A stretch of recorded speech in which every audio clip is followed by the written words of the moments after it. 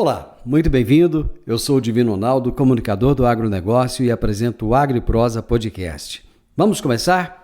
Esse episódio tem um oferecimento da Organic Brasil. Organic Brasil. Inovação e tecnologia para o futuro da agricultura, atendendo tanto pequenos quanto grandes agricultores com nossos fertilizantes de alta qualidade. Utilizamos tecnologia avançada para tratar e enriquecer a matéria orgânica por meio de processos industriais exclusivos. Nossos fertilizantes organominerais aumentam a capacidade de retenção da água do solo, tornam as plantas mais resistentes a estresses climáticos, resultados comprovados para maiores lucros. Organic Brasil, cultivando inovação, colhendo resultados. Agro e Prosa, apresentação Divino Ronaldo. O meu entrevistado de hoje será Fernando Berardo, que é chefe de Commodities Brasil e para a América Latina da Barchart. E o tema da entrevista será: análise de dados de commodities ajudam produtores e cooperativas. Fernando Berardo, tudo bem com você, meu amigo? Tudo bom, Divino? Muito obrigado pelo convite.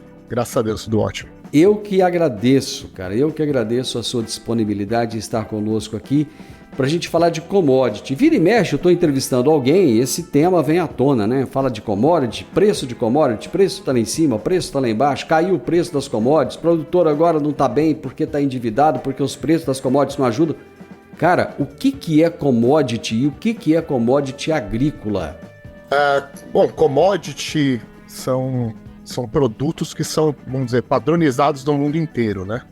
Então, assim como a gente fala de commodities agrícolas, né? São produtos que você consegue negociar, ou seja, são produtos que são negociáveis no mundo inteiro e são produtos que são e também padronizados na forma de comercialização, vamos dizer, no mundo inteiro, né? Ou seja, e aí são produtos que tem mercado futuro, né? Então, a soja, por exemplo, o algodão, o café, o petróleo, né? E tem essa padronização, né? É muito importante isso, né? Essa padronização de características do produto, vamos dizer, né? Tem produtos praticamente iguais em todo lugar do mundo, tá? Deixa eu ver se eu entendi. É um negócio que você produz, mas que você não coloca preço. Por ser um negócio de padrão mundial, alguém vai colocar preço naquilo e você vai se submeter a essas regras. É mais ou menos isso? É mais ou menos isso, e o mercado é totalmente atrelado à oferta e demanda, né? Então, o commodity é um produto global que tem uma variável que é o que vai precificar ele é simplesmente oferta e demanda, né? E é isso que a gente... aliás, esse é o principal ponto, né? Para você conhecer commodity, qualquer commodity que seja, né? De uma commodity agrícola a um derivado de petróleo, vamos dizer, os fundamentos são diferentes, mas o principal, o que impacta é sempre a oferta e demanda de alguma forma, tá? Bom, a gente vai falar de análise de dados. Quais são os principais benefícios que a análise de dados pode oferecer? No nosso caso aqui, vamos falar os produtores rurais, né? Que a gente é o nosso público, é o nosso nicho. As informações hoje, cada vez mais, né, Divino? Eu trabalhei muitos anos com o produtor rural, com soluções de gerenciamento de risco do produtor, né? Antes de assumir aqui na Barchart. E você vê que tem a questão da sucessão, né? Ou seja, os jovens aí querem ficar no negócio da família, se tiver tecnologia, se tiver alguns pré-requisitos aí, eles têm ficado... Esse é um desafio grande. E hoje, né, as informações são extremamente importantes, né? E cada vez mais você tem muita informação. E às vezes você não consegue nem ler todas as informações e entender, né, o que quer dizer esse tanto de informação. Eu diria que para commodity, né, para gestão, para o produtor, é muito importante ele somente ter conhecimento. A gente fala que ele já tem muito que é da porteira para dentro, ter esse conhecimento da porteira para fora também, ou seja, o momento de comercializar, e aí o momento de comercializar é engraçado porque vai depender dos fundamentos, né, do momento dele vender a soja, o milho ou qualquer outra commodity, mas também ele tem que olhar para dentro de casa, né? Então é importante ele entender qual que é o fluxo de caixa dele, para saber os melhores momentos que ele tem que vender também, que ele vai precisar de caixa, que às vezes acontece recorrentemente com o produtor, ele precisar de caixa no momento que o mercado está ruim, né? Então isso pode acontecer, mas muito importante, e normalmente o custo fixo dele é uma parte da produção dele, ele conseguir gerenciar essa variável, né, que é a rentabilidade dele, para maximizar isso, olhando as informações que o mercado traz hoje, né? E são muitas informações, né? Aí mercado futuro, o Brasil tem o dólar, tem o mercado climático, tem como é que estão os fundos posicionados no mercado, geopolítica, e aí vai, né? Você já viu falar que o gás do botijão só acaba na hora do almoço? Você já ouviu alguém falar isso? Cara, parece que a necessidade de dinheiro, ela só acontece quando o mercado tá ruim. Eu não sei se é coincidência ou não, ou se é igual o gás na hora do almoço aí. Mas, brincadeiras à parte, a Barchart é brasileira? De onde que é essa empresa? A Barchart é uma empresa americana, né, fundada em Chicago. Nós somos uma das primeiras redistribuidoras de dados da Bolsa de Chicago. Então a gente a Barchart é uma empresa de dados do mercado financeiro. A gente é muito focado em commodity, né? A gente tem mais de 650 cooperativas clientes nossos nos Estados Unidos. Mas a gente está no Brasil já há mais de 15 anos. Mais do que 15 anos. Entre 15 e 20 anos a gente está no Brasil.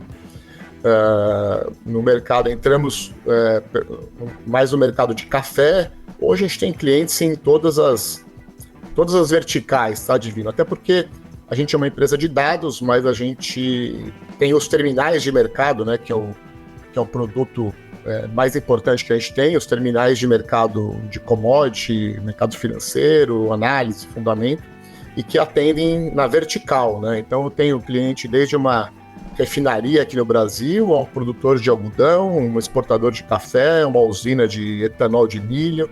Então a gente consegue atender na vertical mesmo, tanto que o nosso produto chama Commodity View, tá? Já tem o nome de commodity mesmo, né, o nosso produto. E como é que você foi parar na Barchart, cara? Porque você é o chefe de commodities aqui no Brasil e também na América Latina, quer dizer, você é o chefão do negócio aqui, né? É um longo namoro, viu? Eu passei os últimos 9 anos, né, 8 anos na minha carreira trabalhando na StoneX, né? A corretora americana, né, que está bem estabilizada no Brasil, né? E eu era responsável por alguns produtos da StoneX, né? Isso uma boa parte da minha carreira lá. Eu fui o responsável pelos um software que a gente desenvolvia de gestão de risco. Exatamente, por isso que eu falo, eu conheço bem o produtor, né? Que era software de gestão de risco para produtores de soja, ou seja, a gente tinha um produto que fazia toda a marcação do físico do produtor vendido, marcação a mercado, custo de produção, se ele tinha futuro para fazer hedge também, fazia a marcação a mercado.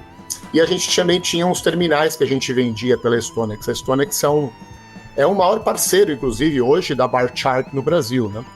Então, esse relacionamento começou com a Barchart há 6 anos atrás, quando eu era responsável pelo esse relacionamento entre a StoneX e a Barchart, entre a StoneX Brasil e a Barchart, E eu fui responsável pelos contratos, pela expansão dessa parceria no Brasil. E aí as coisas andaram, né? E eu recebi um convite para assumir aqui essa operação deles no Brasil mesmo, um trabalho mais firme mesmo no Brasil.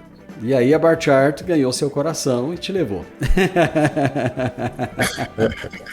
Eu fui, na StoneX, a gente, para você ter uma ideia, a gente tinha o produto, né, que a gente desenvolvia, toda essa base de dados de commodity era por um contrato enterprise que a StoneX tem com várias empresas no mundo, né, mas com a Barchart. Então eu consumia os dados do contrato da Barchart para fazer esse software lá. Eu não sou desenvolvedor, eu sou gestor, mas a gente também eu era responsável pela parceria comercial também, né? E assim foi. E também, tá, no final, no meu último ano de empresa, eu trabalhei na área de gás natural, como broker de gás natural, né? E aí eu fui o usuário do produto da Barchart. Eu usei o Commodity View como usuário, aí não como gestor. Então eu tive a oportunidade de ser gestor, de ser usuário de dados, de ser usuário do terminal. Isso também me fez conhecer muito do produto, das necessidades, e a Barchart entendeu isso, né? Tem muita coisa pra gente fazer no Brasil, a gente tem um produto excelente. E fiquei muito grato aí eu comecei com eles, aliás, agora em fevereiro, tá? Faz 6 meses aí que eu tô na operação aqui no Brasil. Eu te perguntei lá no início de que maneira os produtores podem se beneficiar, né, dessa análise, e agora você falou aí na quantidade de cooperativas que é cliente de vocês, então eu imagino que deve ser muito relevante esse produto, né, para as cooperativas. E agora a pergunta é: de que maneira as cooperativas podem se beneficiar dessa análise de dados de commodities? Bom, as cooperativas brasileiras, né, principalmente ali as do Sul, né, Paraná e Rio Grande do Sul, tem um perfil muito parecido com as americanas, tá? Cooperativismo muito forte, né, produtores menores, diferente do perfil lá do MS, do MT, de Goiás, e essa fidelidade também, né, com a cooperativa. Além disso, além dessa similaridade, né, as cooperativas são muito grandes, né? O Rio Grande do Sul e o Paraná são, se não me engano, o terceiro e quarto maior produtor, estados produtores do Brasil. Acho que o Paraná é o segundo, se não me engano, né? Ou seja, é um volume muito grande. Essas cooperativas têm uma exposição muito grande, né? Então, é fundamental que as cooperativas tenham acesso à informação e, de preferência, informação de qualidade e num só veículo, né? Ou seja, a gente entrega todas as informações que a cooperativa precisa para a tomada de decisão do trader ou do originador, né? Ou do responsável pela indústria, né? De óleo e farelo e etc. Então, e a gente atende algumas cooperativas do Paraná com essas informações. Então, isso é um fato, tá, o Divino? Agora, nos Estados Unidos, a gente tem produtos que a gente ainda não trouxe para o Brasil, a gente espera trazer no futuro próximo. Ou seja, nos Estados Unidos a gente está um passo além. A gente tem um produto para cooperativa, né, que são os terminais de fundamento de mercado, notícia, análise, até porque nós também produzimos notícias, né? Se o nosso aí ouvinte entrar no barchart.com, ele vai ver as notícias de soja, milho, câmbio, produzidas pela Barchart. Nós produzimos notícia também, tá? Mas, como eu ia dizendo, nos Estados Unidos a gente tem mais do que isso, né?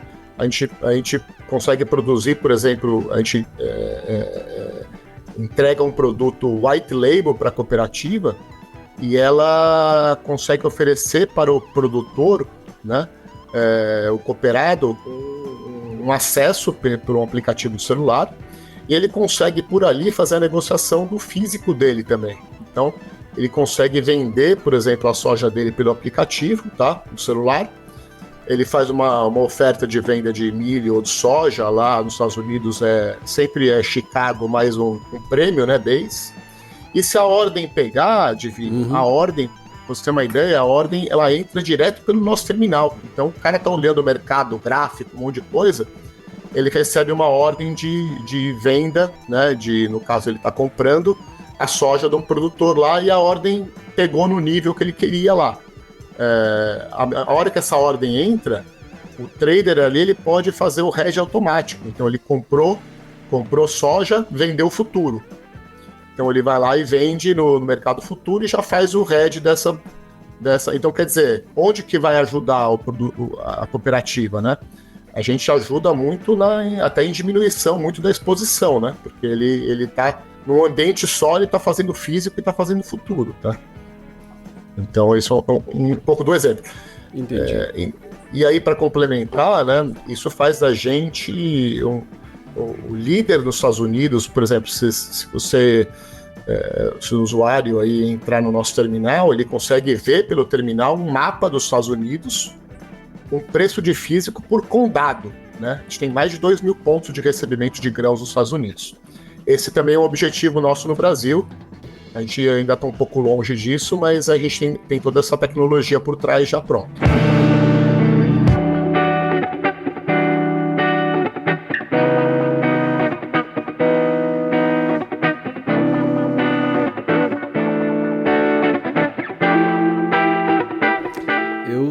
Eu estou acessando aqui o barchart.com, só que isso está tudo em inglês. Não tem esses dados em português? O barchart.com ainda não tem a tradução para português, tá?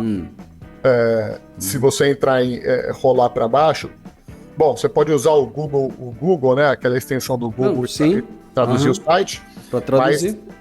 Mas a gente tem, se você rolar, vai ter as notícias de commodity. A gente oferece no barchart.com notícias, né, de grãos, softs, de algodão, café, câmbio, indicadores econômicos, em inglês, né, sim, e futuros também, e opções. Então, você consegue acessar preço de soja em Chicago, por exemplo, né? Mas isso tá uma boa pergunta, Divino, porque no site barchart.com a gente está trabalhando para que a gente tenha a versão em português logo, tá? Pro nosso usuário no Brasil que precisa ler em português. É importante. Fernando, quais são os tipos de dados que são mais importantes para essa análise de commodities agrícolas? Para você avaliar commodity agrícola, importante entender a dinâmica do mercado. Acho que é importante ter um conhecimento de quem são os maiores produtores, os maiores exportadores, os maiores importadores. Então é importante conhecer a dinâmica do mercado, né? Quais são os mercados, né? Então, de soja a gente tem a Bolsa de Chicago, de longe a mais importante. Ela precifica o produto que você está produzindo ali no Paraná, no Rio Grande do Sul. E entender também a sazonalidade. Então, quando que o Brasil produz, quando que os Estados Unidos produz, quando que o mercado climático nos Estados Unidos, que traz mais volatilidade. Então, eu diria que oferta e demanda, né? Entender os mercados que impactam. No caso das commodities agrícolas, muito importante no Brasil, a gente acompanhar a China, né? Ou seja, quando a gente fala de China, não é quanto que ela está comprando de soja também, mas qual que é a previsão de PIB da China para os próximos 2 anos. Porque se a gente tem uma demanda contínua de crescimento, a gente sabe, uma demanda de um PIB crescente, a gente sabe que a gente vai continuar tendo uma demanda por commodity agrícola brasileira. A China é a maior compradora, né, das commodities agrícolas brasileiras. Então é importante entender os indicadores econômicos dos principais países, começando pelo Brasil, China e Estados Unidos, né, que são os maiores exportadores e o maior importador. O mercado futuro, entender como funciona o mercado futuro. Então, acompanhar Chicago, acompanhar os indicadores econômicos, entender a sazonalidade de preço, né? E aí tem outras coisas por trás, né? O mercado futuro, por exemplo, uma coisa que impacta o mercado futuro, que é importante, e não precisa muito para conhecer, tá, Divino? Parece às vezes complicado, mas a movimentação dos fundos especulativos. Então isso é uma coisa que impacta muitas commodities agrícolas, né? No caso do Brasil, não nos Estados Unidos, a gente tem a moeda também, né? Nos Estados Unidos eles só olham para o Chicago, não, eles ficam preocupados com o dólar. A gente tem a moeda aqui também. Então, quando fortalece a moeda americana, a gente tem um enfraquecimento do real aqui. Então, a gente tem que olhar, na verdade, sempre duas commodities, né? A commodity que a gente produz e mais a outra commodity que é o câmbio. Então, é olhar o dólar e Chicago e essas variáveis que podem impactar o preço, né, delas no mercado futuro. E fazer média. A estratégia é fazer média, né? Nem que seja com a cooperativa, com a trading, fazer média, não segurar, não esperar que vai subir amanhã, porque você sabe como é que funciona, né? Cara, na boa, eu acho que, assim, para você, para quem tá acostumado a viver isso no dia a dia, é fácil. Cara, para quem não tá ali vivenciando, não é fácil, não. Às vezes eu falo assim, conversando, por exemplo, com a minha esposa, eu falo assim, nossa, entrevistar as pessoas é muito fácil. Ela fala assim, fácil para você que faz isso todo dia, né? Pro cara, às vezes, que não faz todo dia, não é, né? É um pouco mais difícil. Mas é a prática, né? Tem que começar, tem que fazer. E uma coisa interessante é a questão da previsão de preços. Saber o momento certo de comprar, saber o momento certo de vender. Eu acho que está aí o grande dilema do produtor rural. E você acha, então, diante de tudo que você falou aí, pelo que eu entendi, com essas análises de dados, fica mais fácil de fazer essa previsão? Fica mais fácil. Não é tão simples. Não quer dizer que vai acertar todas, né? Não é tão simples entender essa dinâmica, né, Divino? Mas, por exemplo, a gente entrega também, dá um exemplo para você aqui, respondendo sua pergunta, dados de fertilizantes. Então, quando a gente está falando do produtor aqui, ele consegue, na nossa solução, por exemplo, ter um cálculo automático em tempo real da relação de troca da soja e do milho, né? Então, por exemplo, qual que é o melhor momento? Ele tem que fazer o barter dele lá antes da safra, né? Então ele vai tentar fazer isso no melhor momento, que a relação está melhor para ele. Depois ele tem um momento que é cobrir o custo dele, né? Produzir, né?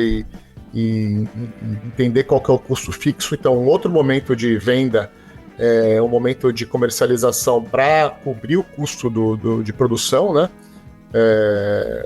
E o outro momento é o momento de realizar a margem, né? Realizar lucro.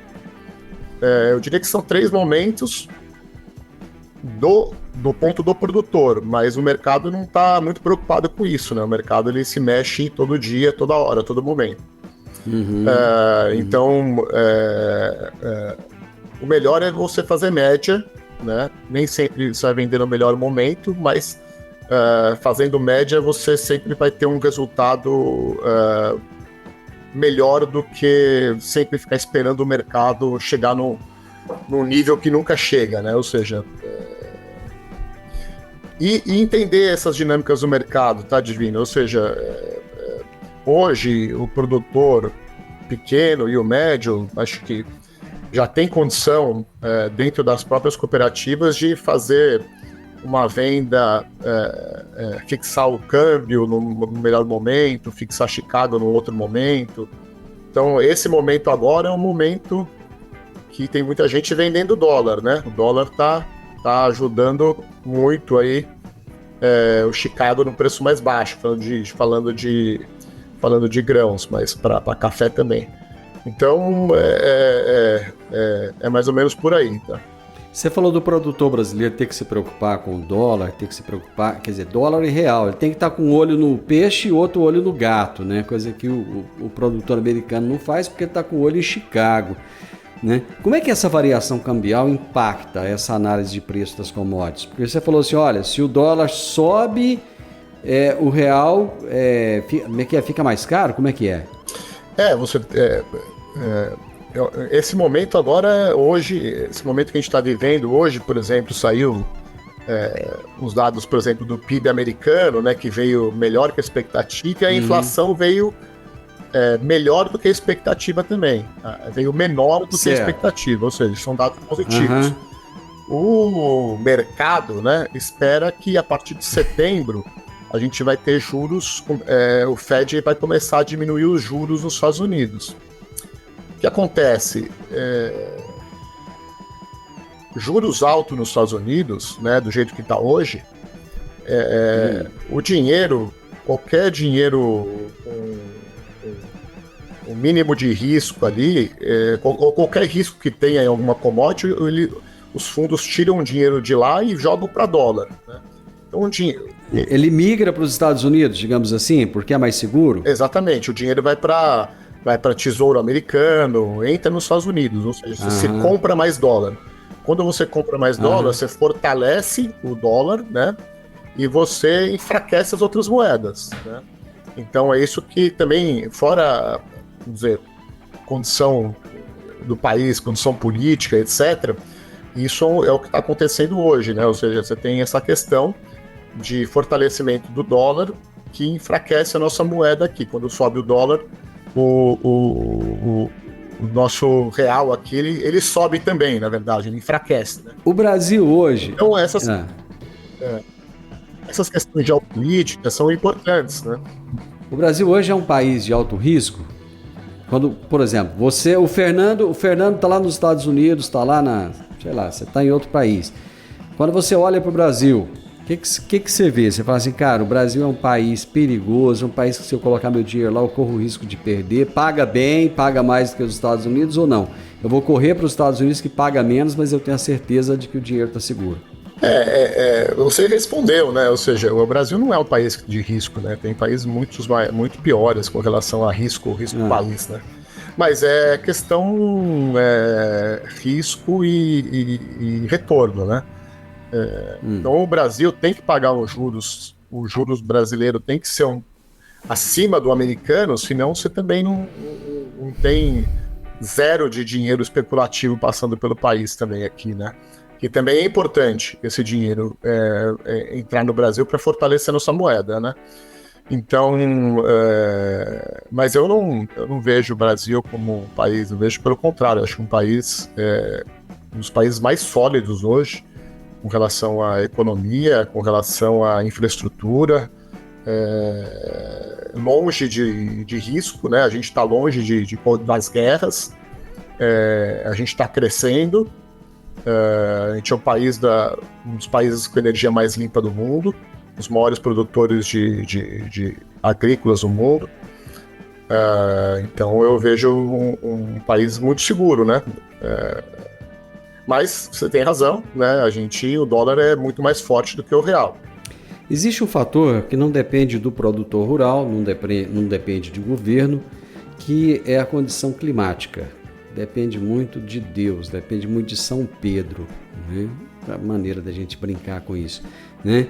De que forma as condições climáticas são integradas nessas análises de commodities? Total, né? Hoje é importantíssimo você acompanhar o clima, né? Qualquer solução aí de gestão de risco tem que ter previsão de clima, mapa climático.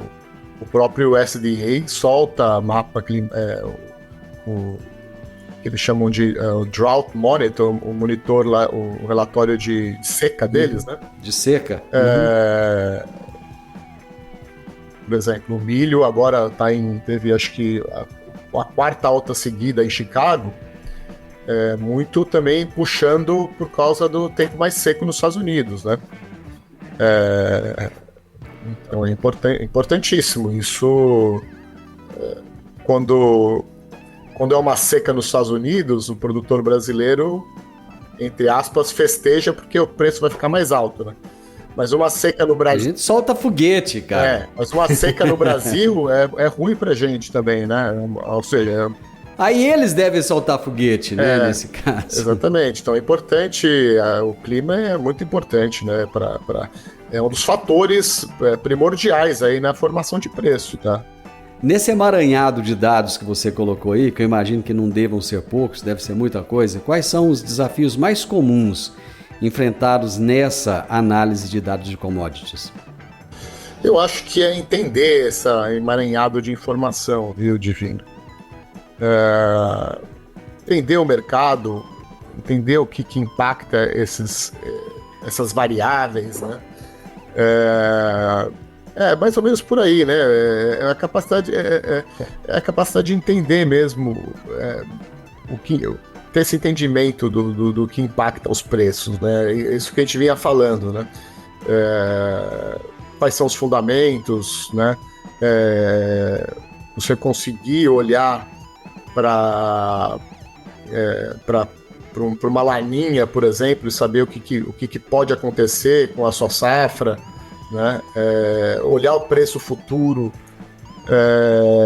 e conseguir fazer conta também. Então é importante, por exemplo, uma coisa que é importante é o produtor também conseguir olhar o preço futuro e trazer isso para o real, né? Ou seja, pegar Chicago e converter para reais por saca. Isso é uma coisa meio banal assim, mas tá em $100 por bushel, ele tem que transformar isso em reais por saca, né? Então, isso é importante o produtor entender, né?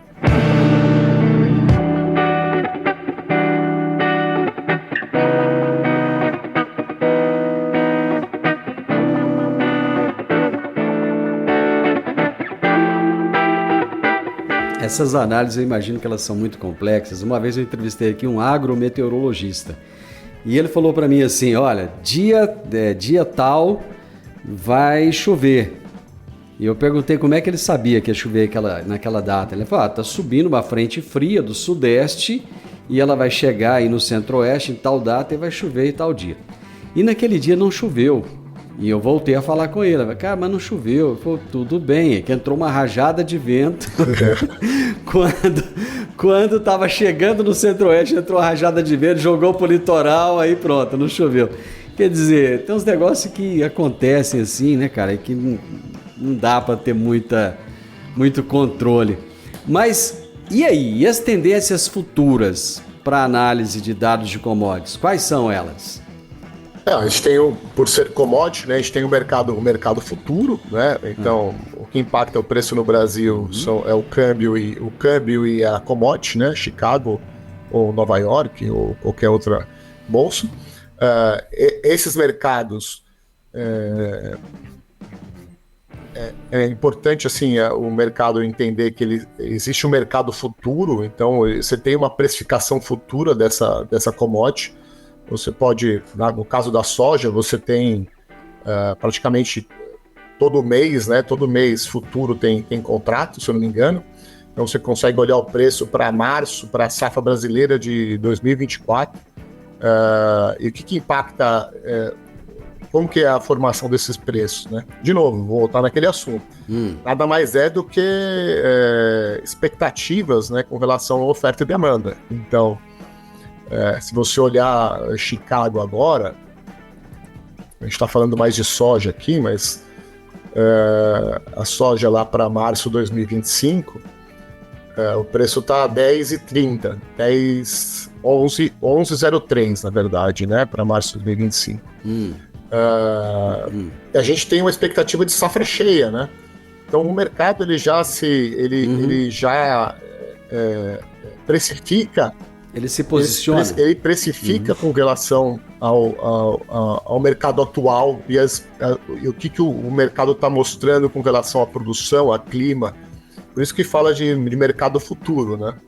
Então isso é muito importante entender o que impacta, qual que é a formação desse preço futuro também. Lógico, tem juros, né? Tem expectativa de juros também na moeda, né?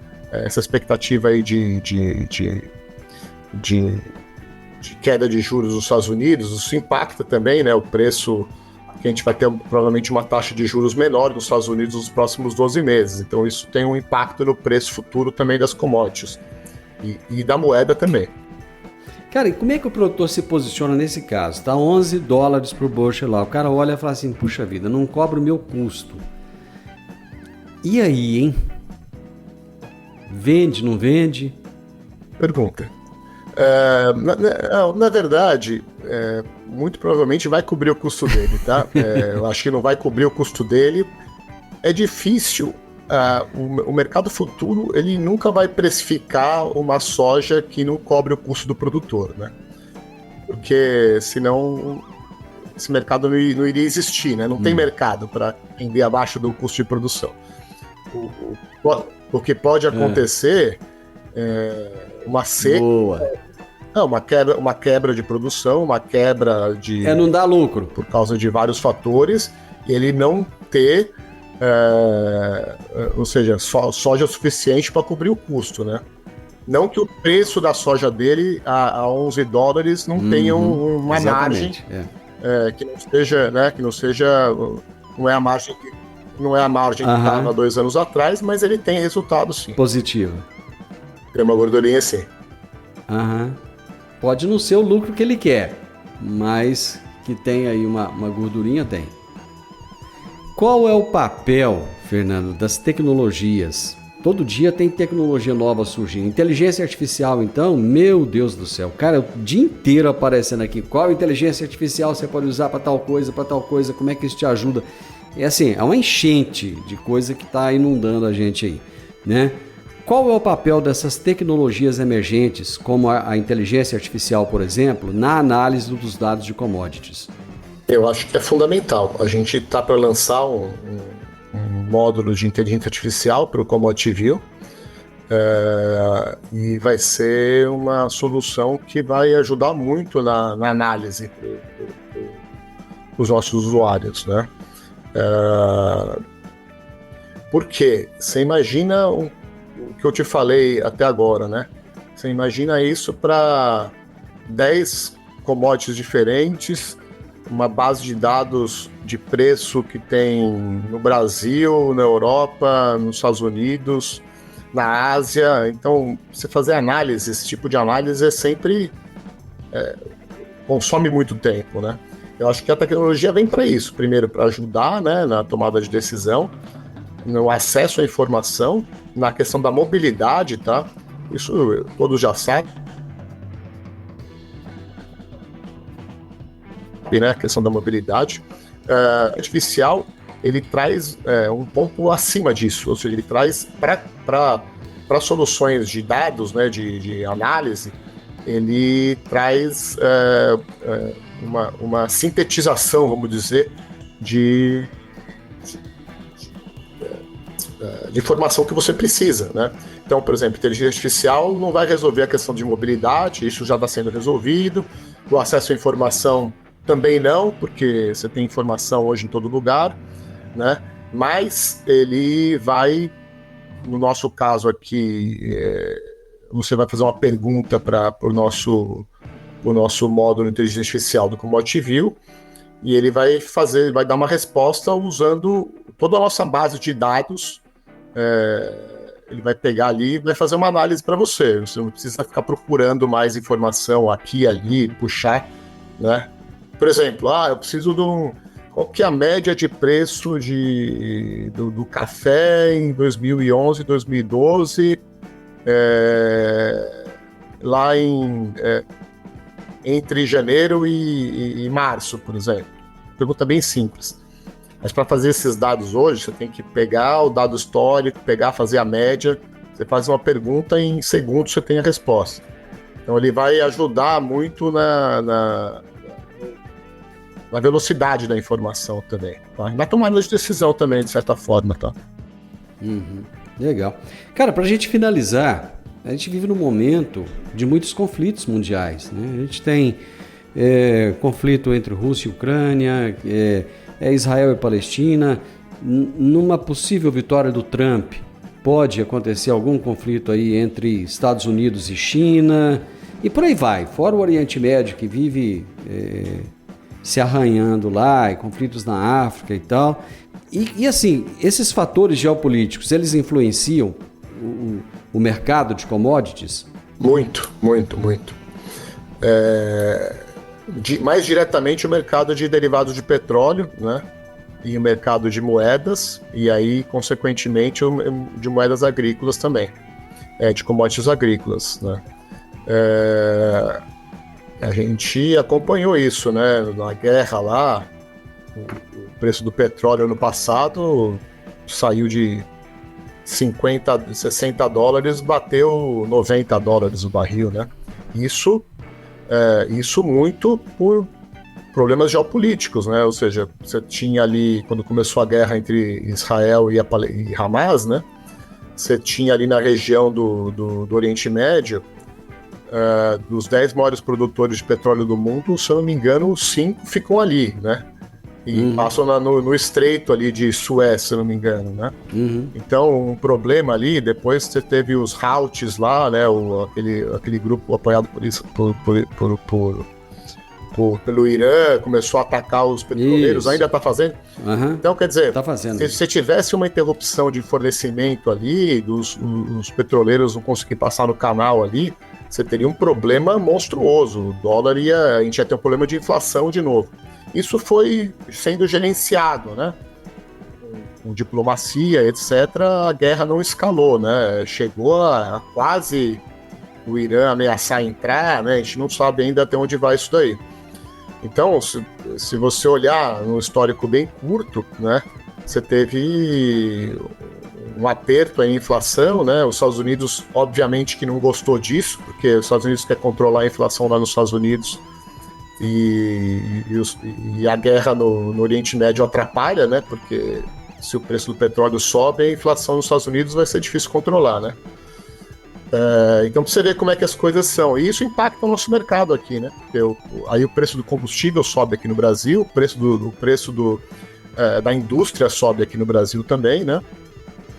E o dinheiro especulativo, quando tem esses problemas, o dinheiro especulativo vai para a moeda.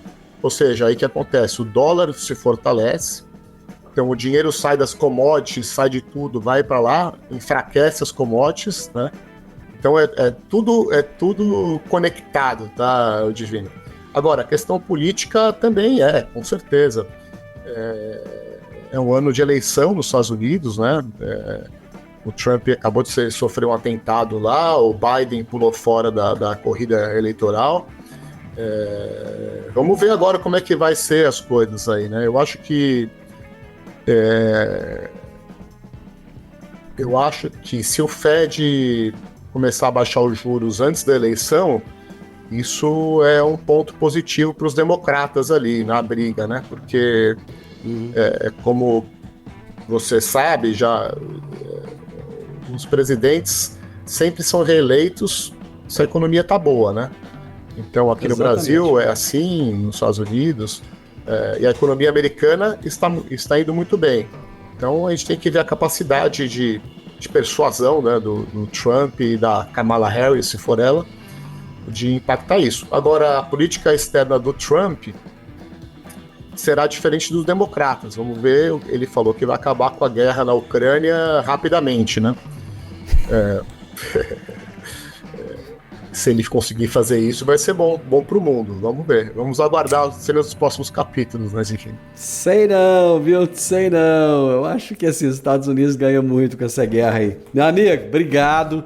Show de bola, assim. Acho que você trouxe bastante esclarecimento nesse tema aí, que pra gente que tá do lado de fora, parece que é muito complicado, viu? É complicado de entender e é bacana a gente ouvir alguém que tá do lado de lá e que consegue entender isso e traduzir pra gente. Valeu demais, brigadão, viu?